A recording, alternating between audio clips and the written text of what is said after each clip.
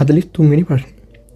CH3NH2 CH3NH3 CH ද්‍රාවණයක ඝන centimetre 100ට තනුක අම්ල බිඳු කිහිප එකතු කළ විට ද්‍රාවණයේ pH අගය සැලකිය යුතු තරමින් වෙනස් නොවේ කියලා වම් පැත්තේ තියෙනවා. එතකොට ඒ දකුණු පැත්තේ තියෙනවා CH3NH2 සහ CH3NH3 CH සමන්විත ද්‍රාවණයක් ස්වරක්ෂණ ද්‍රාවණය ලෙස ක්‍රියා කරයි කියලා තියෙනවා.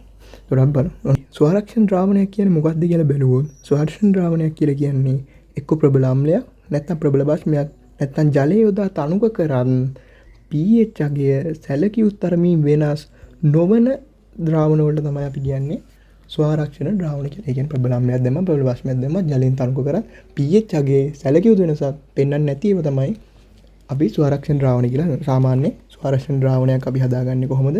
දුබල අම්ලයකට ප්‍රබල බස්මයක් දාලා ප්‍රබල බස්මෙන් ටිකක් දාලා ඒක ඉතුරු කරගන්නවා දුබල අම්ල කොට දුබල අම්ලෙන් ටිකකුයි දුබල බස්මෙන් ටිකකුයි. අන්න ඒ වගේ ද්‍රාවණ වලට අපි කියන්නේ ස්වරක්ෂණ ද්‍රාවණ කියලා. මෙන්න මේ මන් දෙතන ලියලා තිනවා ස්වරක්ෂණ ද්‍රාවණ නිපදවන විදිහ එක්ක දුබල අම්ලයකට ප්‍රබල බස්මයක් දාලා හරි දුබල බස්මයකට ප්‍රබල අම්ලයක් දාලා හරි අන්තිමේදී අපි ද්‍රාවණ ඉතුරු කරගන්නේ මොකද්ද?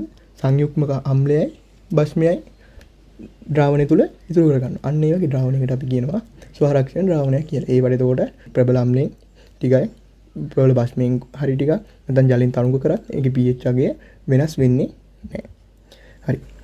දැන් අපිට දීලා තියෙන සංයෝග දෙක ගත්තොත් අපිට දීලා තියෙන්නේ CH3NH2 කියන එකයි CH3NH3Cl කියන එක. එතකොට අපි දන්නවා අපි ෆිසිකල් පාඩමේ මේක හොඳටම ඉගෙන ගන්න ගෑල්ලා. එතකොට මේ තියෙන්නේ සංයුග්මක අම්ල බස්ම යුගල.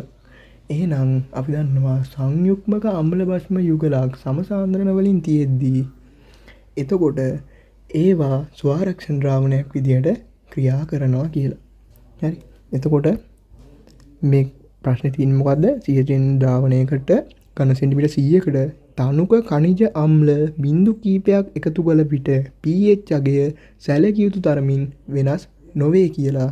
අන්නේ ප්‍රකාශනය එතකොට නිවැරදි ප්‍රකාශනය. ඊට පස්සේ එහා පැත්තේ කියලා දිනවා ඇයි වෙනස් වෙන්නේ කියලා. මොකද මෙන්න මේ සංයෝග දෙක ගත්තොත් මේක සංයුග්ම කම්බ්ලාෂණ විලයක්. එහෙනම් මේක ස්වරක්ෂණ ද්‍රාවණයක් විදිහට ක්‍රියා කරනවා. ඒක හින්දා තමයි pH අගය සැලකිය යුතු තරමින් නොවෙන්නේ. ඒකින්ද දකුණු පැත්තේ ප්‍රකාශනයේ නිවැරදි කියලා අපිට ගන්න පුළුවන්. එතකොට මේකේ පළවෙනි එකයි දෙවෙනි එකයි දෙකම හරි. පළවෙනි එක දෙවෙනි එකෙන් තවත් පැහැදිලි කරනවා. ඒකින්ද උත්තරේ වෙන්නේ උත්තරේ අංක 1 කියලා.